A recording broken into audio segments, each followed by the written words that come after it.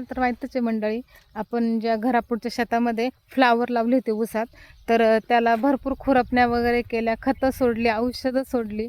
पण ह्या सारख्या पावसाने, पाऊस म्हणजे येतच होता, रिमझिम रिमझिम पाऊस येतच होता.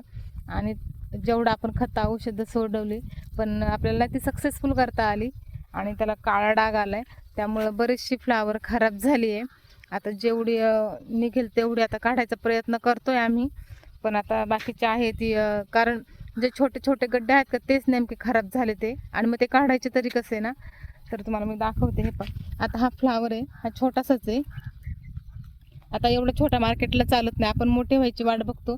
औषधं वगैरे सगळं सोडलं, पण मग त्याला काळा डाग येतो. हे बघा इकडनं लगेच. आणि मग ती फ्लावर मार्केटला तरी कशी न्यायची. बघा इकडनं फ्लावरला खराब झाली, मग ती फ्लावर मार्केटला तरी कशी न्यायची. त्यामुळं मार्केटला नेतच नाही आली.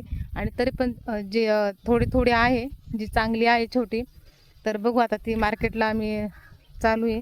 पण फ्लावरमध्ये तर ह्यावेळेस काय परवडलंच नाही. परवडलं म्हणण्यापेक्षा मार्केटला फ्लावर गेलीच नाही आपली, एवढी खतं औषधं वगैरे सोडून. आणि त्यामुळं पण म्हणजे काही फायदाच नाही झाला. व्हरायटी वेगळी का काय माहीत नाही, पण रिमझिम रिमझिम ह्या पावसाने ना ह्यावेळेस फ्लावर तर जमलीच नाही आमची. बघू आता.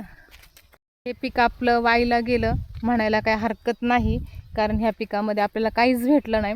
आपलं भांडवलही फिटलं नाही, ह्या खरं सांगायचं म्हणायला गेलं तर काहीच झालेलं नाही आहे, कारण सगळी फ्लावर खराब झाली.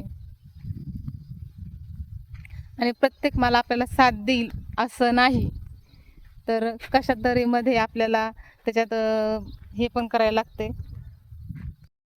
म्हणजे पाऊस असला तरी प्रॉब्लेम आणि नसला तरी प्रॉब्लेमच आहे.